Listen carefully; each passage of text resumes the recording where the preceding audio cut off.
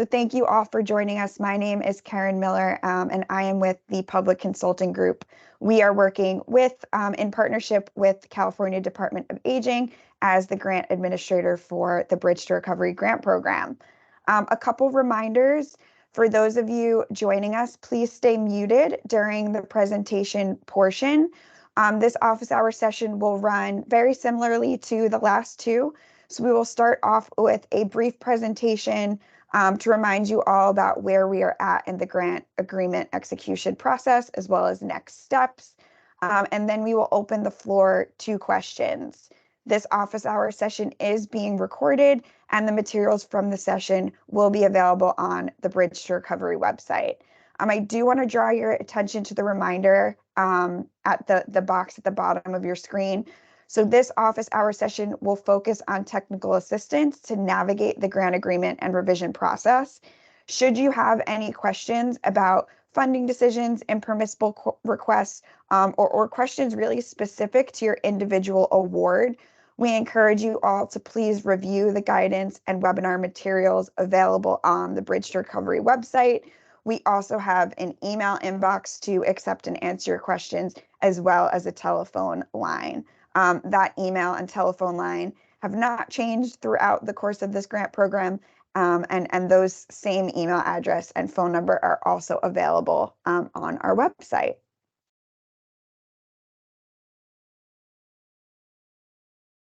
So again, this is the Technical Assistance Office Hour. Today is November 16th. This is the third and final office hour session. It will be recorded and the materials will be available on the Bridge to Recovery website. So a reminder of the application update and revision process.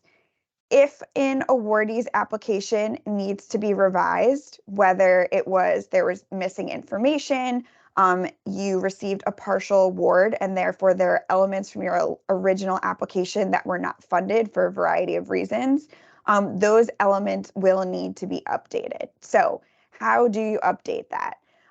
Awardees received emails on November 3rd that included links to the following additional application forms. So again, there were 3 emails sent out on November 3rd. If you did not receive the email, no worries. These 3 forms are available to you on your Grants Connect profile. So all you need to do is log into that Grants Connect platform that we will use throughout the duration of the grant program, and you will see that these 3 forms are available to you. These 3 forms, the email address that the 3 forms were, the notification about the 3 forms were sent from, that was likely from the sender PCG California-Aging, no reply at yourcause.com. Based on your organization's, different IT requirements, oftentimes emails from this inbox are routed to spam or your junk folder. So I encourage you all to check those folders. If this is the case, you may want to consider consulting your individual IT department and letting them know that these are not spam or junk notifications, and that you would like to accept them to your general inbox. Again, these emails will take place throughout the duration of the grant program, so it is in your best interest to have these in your general inbox to stay up to date on all things Bridge to Recovery.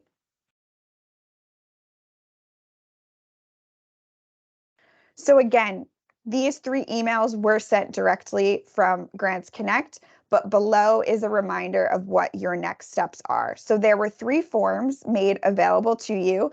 The first 2 forms are more time sensitive than the second.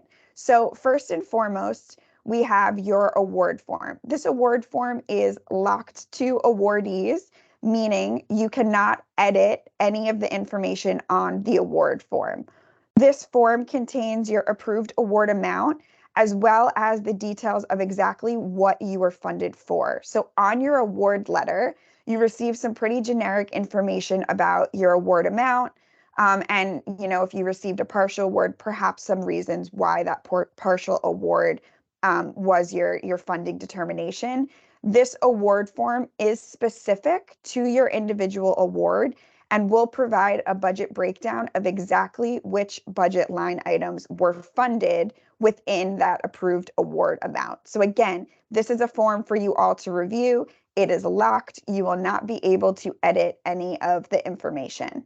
If you do have questions about what was approved, again, feel free to use our technical assistance channels, whether that's telephone line or email address, to ask those questions. This award form will be pivotal when you are completing step 2 or your grant agreement project description and budget form. This form mirrors your original application format.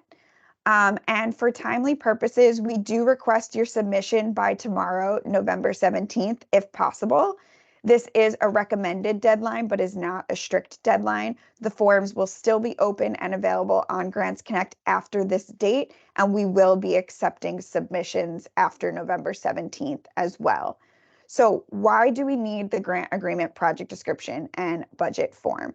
This is where you will capture your updated budget to match the items mentioned and approved in your award form. So again, if you have questions about that, we highly encourage you to use our technical assistance lines to help you navigate that process. That grant agreement project description and budget form in Grants Connect mirrors the application, and your submissions to the various prompts on this form will be included in your grant agreement. So that's why your completion of this form is really crucial to continue to populate the grant agreement and continue on throughout the grant agreement execution process. Once you have submitted that grant agreement project description and budget form, PCG staff will review your submission to ensure that all the information aligns with the awarded funding items or approved activities. And then we will approve that form and push you along to the grant agreement process. Should our review team have questions or points for clarification, they will send that form back to you via what's called a revision request. So you will get an email notification through Grants Connect. This email will tell you specific budget line items or categories to pay attention to, and also request either the information that we need to fully approve the form or to clarify, certain elements of the form where questions, where there may be questions. And then again, as I mentioned, this the responses on the grant agreement project description and budget form will be used to populate your actual grant agreement. So these things do need to happen in sequential order. You do need to complete the grant agreement project description and budget form prior to your grant agreement. Step 3 is to complete and submit the PCG banking form. This form is not required for grant agreement execution. However, we do recommend, if you're in the system completing one form, you take a look at another one. This PCG banking form is where you will submit your banking information so that we know which accounts to disperse funds to. So again, it is not required at this time, but it is open. We highly recommend you take a look at it and submit it so that come invoicing time, you are fully prepared for us to disperse funds to you all. Again, please pay attention to the box at the bottom of the screen. Your forms must be revised and submitted in Grants Connect for PCG's review and approval before we can send the grant agreement package to you all for execution. So failure to make the requested updates to that grant agreement project description and budget form and resubmit it for approval may result in a delay of executing the grant agreement. These forms are reviewed on a rolling basis, so the sooner that you get it in, the sooner we can execute your grant agreement with you all. So as we have started to review some of these forms, here are just some kind of tips and tricks to help you navigate that process. So the original application that applicants submitted, I believe it was a July 17th deadline, that application is still available for all of you to reference within your Grants Connect profile. So what we recommend is you take a look at that application, Take note of the items that were funded and the items that may not have been funded, because there are phrases and sentences from your original application that may be repurposed in the grant agreement, project description, and budget form. Again, these items can only be copy and pasted or repurposed if they align with the awarded items, which can be found on your award form. Please be sure to include only details that are relevant to the approved items and do not reference items or budget amounts that were removed. If you do reference budget amounts or items that were removed, this is a case where our PCG staff will send that form back to you for revision. So again, some additional tips and tricks. We have been intentional with the instructions that we have provided on each tab of the form. So we do ask that you pay specific attention and follow the instructions provided. First and foremost, the submitted budget information on that grant agreement, project description, and budget form must match the approved project and budget details on the award form. We understand that for the purposes of the application, you might have done some quick math to help determine your costs, whereas at this stage, we are asking for pretty specific methodologies for calculating things. We understand that when you use exact calculations, that some items, might actually come out to less, a dollar amount that's a little bit lower than what you applied for. We understand that these things happen, and that is perfectly acceptable. We run into a little bit of difficulty when your calculations exceed the amount that you were awarded for. So remember, all of your revisions submitted on this grant agreement, project description, and budget form, the budget summary total on that form cannot exceed the amount that you were awarded. So again, if we're focusing on the instructions of the form, one crucial piece is that staff titles are required for all salaries and wages as well as bonus requests. Specific to the salaries and wages section, you will note that under the employee objectives section, we have included specific instructions requiring you all to provide your methodology for calculating the salary request. This, again, if you do not provide this methodology for calculations, we will review that form and send it back to you to do so. So please pay attention to those instructions. Do this work on the front end. Otherwise, the form will get sent back to you and your grant agreement will be held up. Similarly, with wage differentials, we require you all to disclose the employee old wage as well as the employee new wage within that methodology for calculating the salary request. Bonuses, which as a reminder fall under that other category, all bonuses require staff titles. We understand that for sign-on bonuses, you previously might have indicated new hire in these requests. We ask that you please think about gaps in staffing and provide a staff title where you anticipate that you will hire an individual and ultimately provide them with a new hire bonus. So staff titles for any sort of wage request are crucial, and in the absence of staff titles, that form will be reviewed and sent back to you for revision. Similarly, with staff titles or other more detailed, extensive requests, on that budget summary page, you will notice that there is an option to upload any additional attachments. If you feel like you need extra lines or want some additional formatting to really get your point across as to what you are requesting in this budget, you can include attachments for our staff to review. If you choose to do so, we do ask that you make specific mention in either the item description or justification on that budget tab that you have disclosed an attachment that aligns with this budget request. Again, that will really just help expedite the review process, avoid us having to send you back any of your forms, and again, hold up that grant agreement.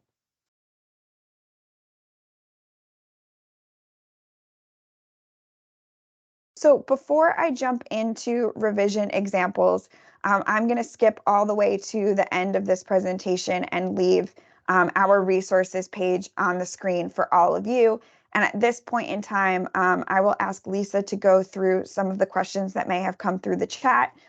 We do ask that you stay muted through this process unless you feel the need to come off mute to help clarify your question or ask a follow-up question. So with that, I will turn it over to Lisa. Lisa, what have we got in the chat?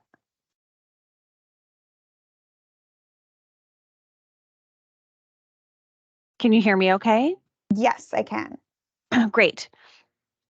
So our first question is regarding, I assume within the grant agreement, project description, and budget form, can we adjust or update the dates in the timeline under activities? Yes, so this is a great question. So we understand that, you know, your timeline may be flexible for some of you. You may have anticipated that the grant you could have started incurring costs, you know, in October or November, and therefore you need to bump back your timelines accordingly. We absolutely understand that, and within resubmission of your work plan, you can adjust those timelines. Again, so long as that does not change the budget item or activity that you are requesting funding for, and as long as that does not change your total award amount, we absolutely understand that timelines are flexible and may need to be adjusted, you know, pending the start date of the grant. So absolutely. That also brings up another point. As a reminder, you all, as awardees, can begin incurring costs related to the Bridge to Recovery program as of November 20th. So that is your start date for when you all can start incurring costs. I hope that answered your question, but Lisa, let me know if there's any follow-up. Yes, I believe it does. And are the following questions around there are several questions around the November 17th deadline, that is a soft deadline, I would say. So it might help to reiterate Sure. what that deadline is. Yeah, so November 17th was kind of a recommended deadline to help you all stay on track. Again, keeping in mind that November 20th is the date that you can start incurring costs. We felt it was appropriate, you know, that November 17th was a goal for all of you to submit your forms, start thinking about the items that you were approved for to, again, begin incurring costs on November 20th. So that November 17th forms deadline is not a strict deadline. Forms still will be open and available to you all on the Grants Connect platform after November 17th to complete and submit. That banking form as well will continue to be open to you all while you still have not submitted. I think a point on the banking form that once you submit that form, it is locked to you. So should you notice that you made an error on that form or your account number is one number off and you keyed it in accidentally incorrectly, shoot us a message. We can reopen that form for you. But otherwise, given the secure nature of the information submitted within the banking form, we do immediately lock it upon submission. And since we are on the topic of the banking form, which does what you said does just address a question in the chat, but a different question regarding the address that someone would write on the banking form. If it's an administrative, like where should the address go to? What is the best one to use for administrative offices or to the facility itself? Sure. So Roxanne and others from CDA who are on the call, I'll pass that question to you just to make sure we're all aligned with what address should be required on that form. I'm sorry, can you repeat the question? I was answering a question in the chat. Yes. So for the banking form, we have an awardee who is asking which address they should put on the banking form, if it should be the administrative office or the office of the facility. Where would you like to receive your checks? That's the office that you would want to list on the banking form. PCG, is that how you're going to be mailing out the checks based on the address they list on that form? So The reason that we're asking for account information is likely because it will be a deposit within that account. So unless you request a paper check, we presumably will not be using that address, but for record keeping purposes, I agree with your answer, Roxanne. Wherever you would potentially want to receive a check, sounds like, the best address to put there.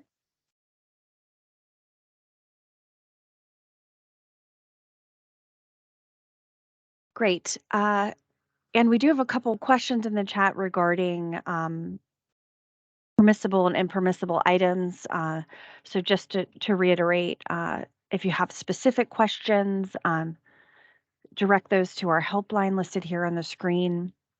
But otherwise, I will move to the next question regarding grant agreements. So an awardee is asking when the grant agreements might be emailed if all revision requests have been submitted. Sure. So what I think it's helpful to know a little bit of the back end there, right? So you submit your form, our team reviews it. There are a couple factors, can it be approved as is? Do we need to have revisions? Do we start to engage in a back and forth with you all? As well as there are some policy decisions. I know many of you have asked about staff titles that are still under consideration on behalf of CDA. So kind of all of those factors play a role without knowing the specifics of the form that you submitted. It's a little bit difficult to give a timeline, but just know that there is kind of a review and approval process behind the scenes that will go on before we generate your grant agreement. So I do apologize if that was vague, but again, some of the circumstances are specific to the context and your specific form.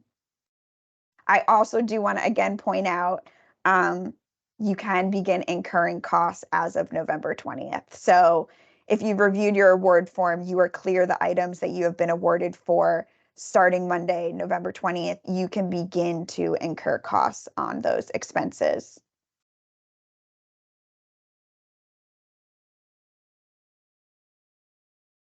We have a Grants Connect specific question regarding if it is possible to change the owner of an account in Grants Connect and not just adding or changing users. So the thing I will say is Grants Connect doesn't necessarily have an owner. So when you add users, you have the option to check off different permissions. One of those permissions is receiving all notifications related to this Grants Connect profile. I believe the other has to do with kind of having full access. As long as both of those boxes are checked off, then you pretty much do have the same permissions as an owner. So Grants Connect does not think about, the multiple kind of users on a profile and does not assign one as the owner. So long as all of them have the same permissions, you are all considered owners. If your question is about, I didn't receive so-and-so's email and I would like to be the person that receives it, that's kind of a different case, which again, we encourage you to email us in and let us know if that is the case. But again, if you are on your organization's Grants Connect profile and you have all permissions assigned to you for all intents and purposes, you are now an owner on that profile. And I will say to add to that, we had some awardees asking who were not listed on the application for information about their award. And so the information that we can give is to those listed within the Grants Connect system. So we want to try to make sure that we're getting the right information to the right people. So if you are not listed in the Grants Connect system, then the request will need to come from an email that is listed in the Grants Connect system in order to have access to information. And to add to that too, when you log into Grants Connect on your main homepage, there is a button. It says Manage Applicants, and it looks like it has a little person icon with like a plus sign above that person's head. So you all can click on that button and type in the email address and contact information of any individuals that you want on your organization's profile. So there are ways that you also, as awardees, can take ownership of your organization's profile and add the appropriate users. If you're having difficulties with that, as account administrators, we also have that capacity. So there are kind of two routes. Encourage you all to try and find that manage access or manage applicants button.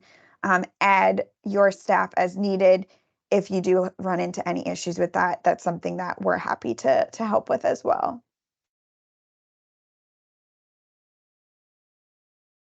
Great. And I have a specific question regarding the grant agreement, project description, and budget form. An awardee is asking, do we need to complete it with the same information we supplied for the original grant, or is it Sure. based on the items approved from the award form? Sure. So I think that this slide will be helpful to kind of articulate what we mean. So again, the items in the grant agreement, project description, and budget form are only the items mentioned on your award form, which are only the items that were approved and awarded as part of your grant award. So below, what we have on the left side of the screen is a project description submitted in the original application. On the right side of the screen is an example of that same project description kind of revised and reworked and then submitted in that grant agreement, project description, and budget form. So on the left side, all red highlights show ineligible items that were not approved and need to be taken out of this project description. So you can clearly see how you can copy and paste elements from your original application, whether that's to eliminate the ineligible items, provide more detail. So for example, we have on the left-hand side of the screen, they just identified kind of basic direct support professionals, and then in the more detailed project description, spelled out specifically who those direct support professionals are. And these are the kinds of details. Again, we do need staff titles for all positions you are requesting funding for. So these are both the level of detail that we require, but also kind of a prime example of how you can repurpose bits of your application, reuse them for this grant agreement, project description, and budget form. I hope that answered your question. And I think this kind of same train of logic can be used throughout the budget as well. So let's say you were awarded for a dash cam and you were awarded the full amount. You can copy and paste the budget request for the dash cam from your application right into your grant agreement, project description, and budget form. Again, please pay attention to the instructions. If we are asking for more specific calculations or things like that, those are certain instances where you may have to provide more detail than what was in your original request.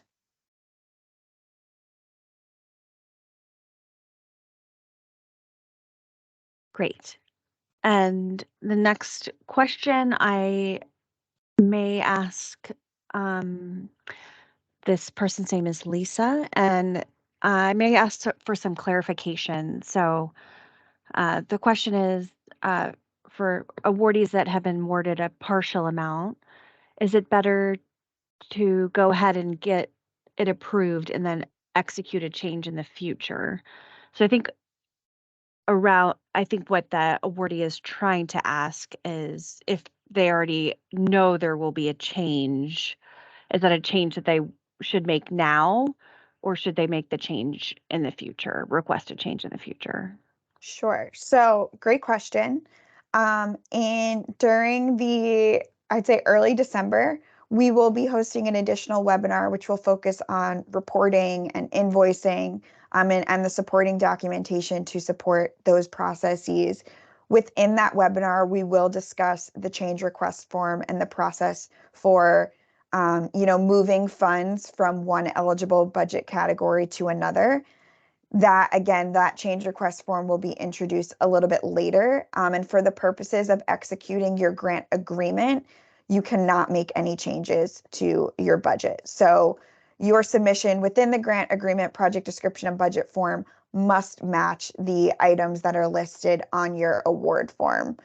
We understand that you may start thinking about changes you might want to make, or certain circumstances have kind of arisen at your site that have kind of made you course correct a little bit. And these are all acceptable, but again, those will come through a change request form at a later date.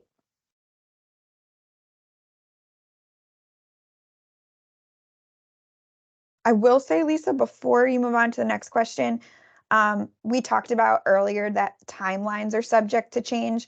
That's perfectly acceptable at this stage because that does not affect the budget line items and the amounts associated with that budget line item. Similarly, let's say you are providing a retention bonus to a nurse. Since you applied, that nurse has left your facility and you want to provide it to another nurse. Again, that's totally acceptable because you are providing that same benefit to that same staff title. So because the name of the individual changed, that's perfectly acceptable. But again, because there are no changes to that budget line item, to that staff title, and to that budget line item amount, that is an acceptable change.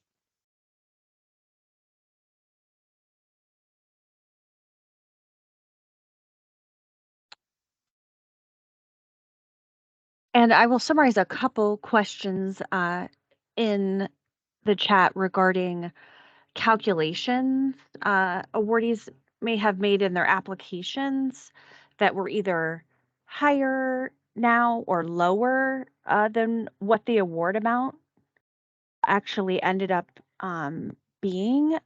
So what would be the process for those folks who may do the calculation and it either exceeds or is now lower than the awarded amount? Right. So should it exceed the amount, that's where we run into a little bit of difficulty because your budget summary, the total on that budget summary tab cannot exceed your award. So you will need to kind of reconsider those calculations or identify that any difference in what you were awarded and what the actual costs are, that those will need to be covered by your organization. Another option is if that item is a funding priority for your organization, we can utilize a change request at a later date to fully fund that item and pull funds from another budget category that may be a lower priority for your organization. So again, you cannot submit a request through your grant agreement, project description, and budget form that exceeds your award amount. If it does come in a little bit lower, again, we understand that back of the napkin type of calculations versus exact calculations, that there might be a little bit of a discrepancy there. We understand that. Please provide your exact calculation, and in your item description or justification, you might want to acknowledge that exact calculations came $200 below the requested amount or something to that effect. So again, hope that helped, but happy to answer follow-up questions as well. Yes, and I will say if you notice a calculation error, please write into the help desk and we can help you personally with your application. And we have an awardee who is asking, they were awarded partial funding but did not receive the email notifying of any revisions. Is there anything else that they need to do? They've checked their spam and junk folder. Is it possible that they don't have any revisions, or how might that work? Sure. So if you did have a partial award, then you absolutely have revisions because that means that some element of your application was not fully funded, and therefore needs to be adjusted in your grant agreement, project description, and budget form. So if you did not receive the email, totally fine. Log into your Grants Connect system and the 3 forms that we've been talking about, the award form, grant agreement, project description, and budget form, which I really need to think of an acronym for because that's getting tiring, as well as the banking form. Those are all available to you. So even if you did not receive the email, they are live on the platform. We encourage you to log into your Grants Connect profile to view them. And again, should you have any questions, the webinar materials from November 2nd, where we kind of talked about the next steps in a little bit more detail, those are available on the Bridge to Recovery Grant Program website for your reference. You also have the telephone line and email address to support you as well.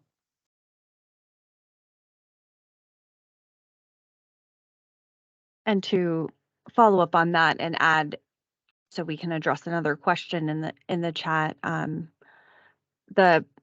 awardee is asking about the purpose of the project agreement and budget description form that we Sure. just discussed. Yeah, so as mentioned, in order to populate certain exhibits of your grant agreement, and I will say when you have your grant agreement in your hands, this will make a lot more sense. We are pulling exact information that you all provide in that grant agreement, project description, and budget form to populate exhibits within that grant agreement. So that's why it is imperative that you all complete that form so that we can pull the correct information into your grant agreement, get that sent to you, you execute it, CDA signs off on it, and then we are all good to go. So that is why that form is so important. We cannot build your grant agreement without it.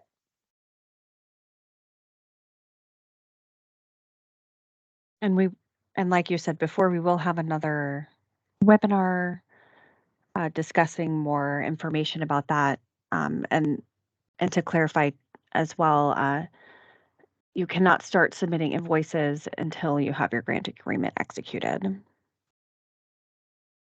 Just want to confirm that. And that is actually all the questions that we have in the chat so far. Okay, great. So that leaves me some time to kind of go through some budget categories and some questions that we've noticed that folks may have. So we did go over this project description tab. Next, moving into the work plan. Every single budget activity or item should have an associated line within your project objectives and work plan. So here on the screen, we have two examples of your objective, which again, we encourage you all to review the RFA as well as the goals of the grant and other guidance documents available on the Bridge to Recovery website to make sure that those objectives, are aligned with goals of the grant. So here are just some examples of potential work plans and what they can look like. Again, I will note that for changes like maybe in your application, you said that your HR director would be in charge of hiring and paying your temporary RN, but that has since changed and now your program director is doing it. Those are changes that are perfectly acceptable. Those are updates that you can make on your grant agreement, project description, and budget form, because again, those sorts of changes do not have any impact on your funding amount or your awarded budget line item. So feel free to update both of these columns as you are updating your work plan within the forms. Moving on, for salaries and wages, this is a key area where we've noticed that a lot of revisions are necessary. So first and foremost, we will require staff titles in this first column. Names, please provide us the name. If it is you're looking to hire someone and you don't know their name, you can indicate that it is a new hire, TBD, etc. Again, for a level of effort, please refer to the instructions on the budget tab. Level of effort is not required for all salaries and wages requests. So again, please review those instructions. Funds requested, we have that amount here.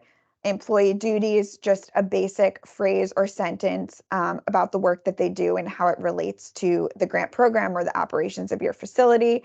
The most important piece is this employee objective section. We have provided clear instructions in each tab as well as to the format. So what we want first and foremost, identify the objective that that budget line item is connected to. So if I refer back here, implementing wage differentials for these 3 individuals was part of objective 1. So I've clearly labeled it as objective 1. Since it is a wage differential, I've given the old wage as well as the new wage. As a reminder, the wage differentials will only cover the difference between these 2 wages for the identified time period. So here I'm letting you know we're increasing from $30 to $31. That difference is $1 per hour. My request is for 1 year full-time employment of 2,080 hours, and that is how I arrived at my total that also matches my funds requested. Similarly, I'm increasing my 2 RNs by $1.50 per hour for the same 1 year time period. Multiply all that out, we get up to $6,000, $6,240. Again, matches my funds requested here.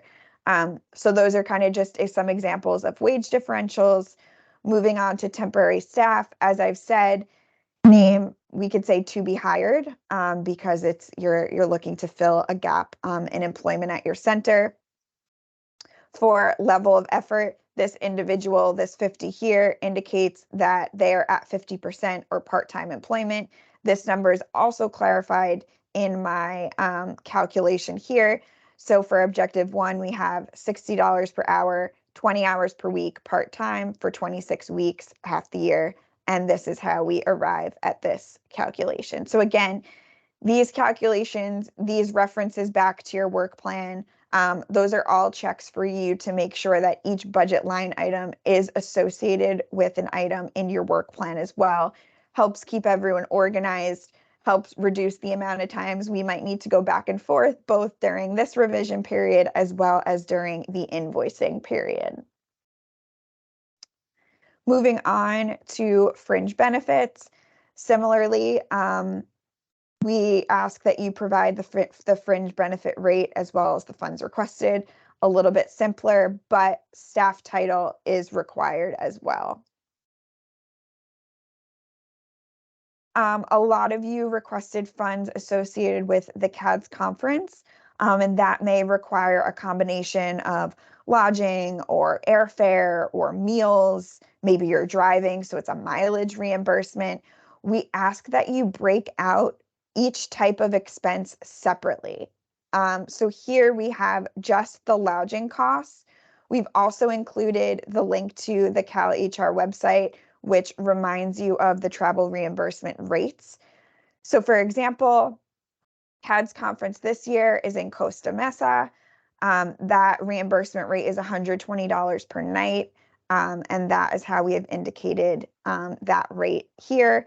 Then in addition to lodging, we've also broken out mileage. Let's say you were driving, you were 350 miles away, and so on and so forth. So again, we ask that you really make an effort to differentiate and itemize all of your costs.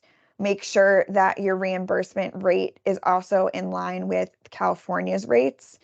And the last point here on airfare, we understand that if you're traveling in 2025, you may not have a great sense of what airfare costs. So what we are asking at this point in time, do some preliminary research, let us know what the average kind of round trip flight costs, identify here what you expect that cost to be. And we've also said that, exact flight information and supporting documentation will be provided at the time of invoice.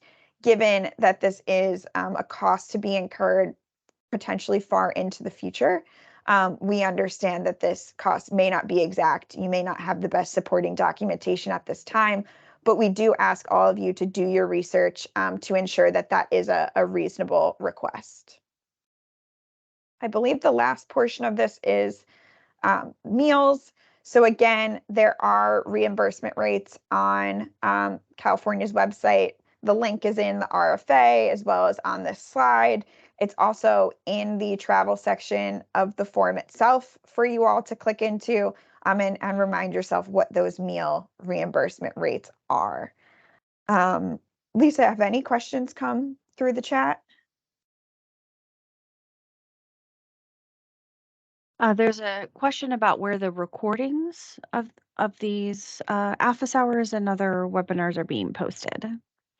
Sure. So on the Bridge to Recovery website, right now it might be grayed out links while we prepare to upload it. Just know that the documents are in queue to be uploaded to the website, and that's where you can find them. It should be under where the webinar details are provided as well. So for now, again, you may see placeholders for these types of documents, but know that links to them are forthcoming and we are working on it. So that's where you can find those. So the slide deck will be posted today. To get the recordings uploaded, that takes a little bit of extra time because it has to be converted to a YouTube video. So stay tuned for those, but the slide deck will be posted today for your reference. Thank you, Roxanne. And Welcome. as well, given that November 17th deadline is a soft deadline, please use all resources at your disposal when completing those forms. So we will continue on with supplies. Again, same kind of format, paying attention to this last column here, clearly identifying the objective, clearly tying back the item to the purposes of the Bridge to Recovery program and how it aligns with grant goals. The same can be said for equipment as well. We want to make sure, again, any items, whether that's supplies or equipment or other budget categories that were identified as ineligible and are not present on your award form, please do not include them in your budget. That is a for sure reason why we will review your form and send it back to you and request that you all make updates. We all understand, especially with this acquired when, portion, that you might not have a great idea. Again, we just want to get you thinking about when you can expect these activities to take place. That's also the purpose of the work plan. So you will not be held to when these items are acquired, but we do ask that you start to think about these things, give your best estimate, and these sorts of things can be updated throughout your progress report and the reporting period for the grant as well. In terms of contractual requests, many of you requested a sanitation company. And we do want to be, again, conscious in this description and justification that you're really being clear how the activities of the sanitation company relate to the goals of the grant. So, for example, we saw requests for polishing floors and things like that. And when we really get at the root of what the Bridge to Recovery grant program is looking to accomplish and the activities that it's looking to fund, please consult the RFA for those types of things. And we do ask that you make your best effort to, again, connect the descriptions and the justifications of these items to the goals of the Bridge to Recovery grant. When it comes to contractual bids, we do want to note that an itemized bid will be required at the time of invoicing. Again, more to come on this during our webinar in early December that will talk about reporting and invoicing and that whole process. For now, what we're concerned about are kind of the two different tables that we have on the slide. So in the instance of installing an HVAC, there are some bids where the cost of the HVAC may have been included within that bid, whereas some bids where the cost of the HVAC was itemized out from the cost of the labor to install or update that HVAC.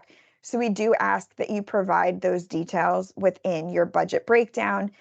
In the event that the equipment piece is included and itemized within your bid, that equipment piece should go in the equipment section, whereas the costs associated with the contractor performing the labor to install the piece of equipment, that should fall in contractual. In the event where at this time your bid combines those costs or does not itemize them out, we ask that you put all of those costs in contractual. But again, a reminder that a detailed bid with this cost breakdown will be required at the time of invoicing. In your other category, there were a few requests that could fall under other. There were both retention and sign-on bonuses. So sign-on bonus, again, bonuses are capped at $1,000 per employee. We do ask, even for sign-on bonuses, that you do provide a staff title as to who you anticipate that bonus will go to. Should you submit a request for bonuses without staff titles, we will send it right back to you. So again, please do that work on the front end. Similarly, with retention bonuses, subject to the same $1,000 cap per employee, we have been asked about providing gift cards or team lunches or other sort of incentives. Those are not permissible for the purposes of this grant program. It will be a strict $1,000 monetary cap per employee.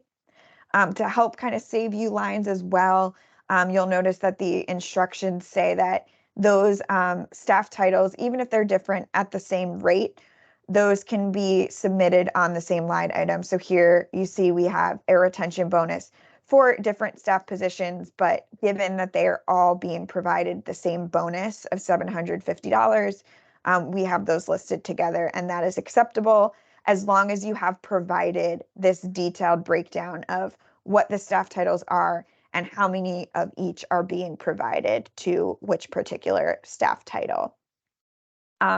In terms of recruitment costs, we will not cover costs associated with agency fees or any sort of markup. What we will cover are the costs to, maybe make a banner for recruiting or posting a specific job title on Indeed or LinkedIn or whatever sort of recruiting platforms you use. Again, we will require pretty specific supporting documentation at the time of invoicing, but these are kind of acceptable recruitment costs, again, contained within that other section. Many of you also requested for CADS training for the CADS conference that took place 2023 earlier this week. And there are 2 more years that will be eligible within the Bridge to Recovery grant life cycle. So for the 2024 and 2025 seasons, those registration fees are also eligible.